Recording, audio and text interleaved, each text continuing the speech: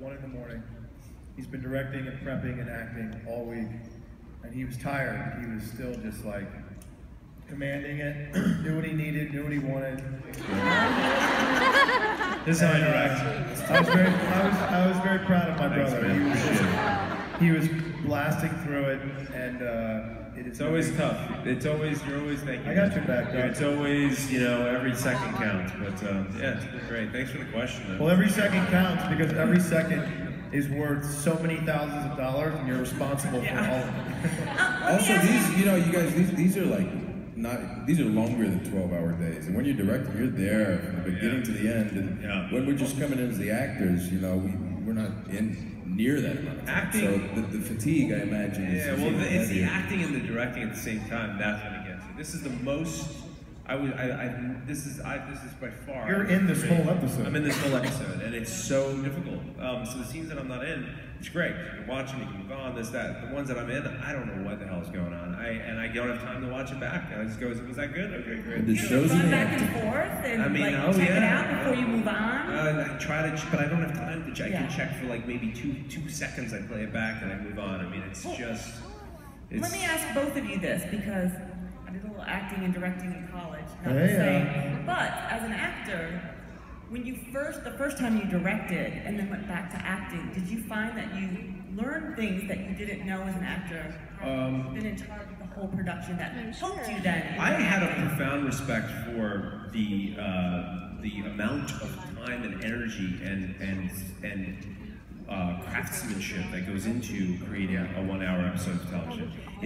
There are so many people that are working so diligently to put it together, and if you don't have every single person doing their job, it's not going to work. And it's this real army, and you sort of forget that when you're an actor. You're like, oh, I'm going to hit my mark, I'm going to say my lines, but you forget everything that went into it, you know. And so I had a profound respect for the art of that machine, and I had been acting for 15 years, and so it was my first time really seeing the behind the scenes. I don't know what it was like for you, but yeah, no, you definitely learn a lot, but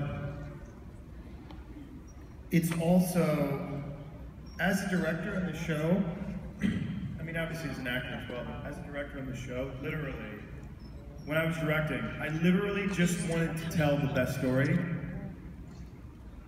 Not just so these characters came to life and the story was told, the material was truthfully elevated, but because I just wanted to tell a great story for you guys. You know, when you're on season 6 or 7 of a show, you realize the writers have done an immense amount of work, the producers have made it happen, the directors have come and made it happen, but it's because of the audience. So, you want to shock the audience, you want to make the audience scream, you want to make them cry, you want to make them laugh, you want to do it all within 44 minutes. And so it's a feat, and you literally, I remember, because I got lucky, because I got my episode right before the Christmas holidays. So technically, directors usually get like a week. In season 1 and 2, sometimes they got 2 days, 3 days to prep an entire episode. I had 4 weeks. So by the time I went to camera, I had literally 150 hours of working on the script. A lot. I mean, that's a long time. And just painstakingly going through every line with every character saying, I want this to come to life. I want the audience to leave this experience sorry kids, in love with this story, in love with the dynamics these characters have made. And watching Paul's in this entire episode. I read this episode and I went, because it's a lot of work for him. And everybody rises to the occasion. Everybody shows up ready to go. And, you know, look, man, we're going to push this season as hard as we can.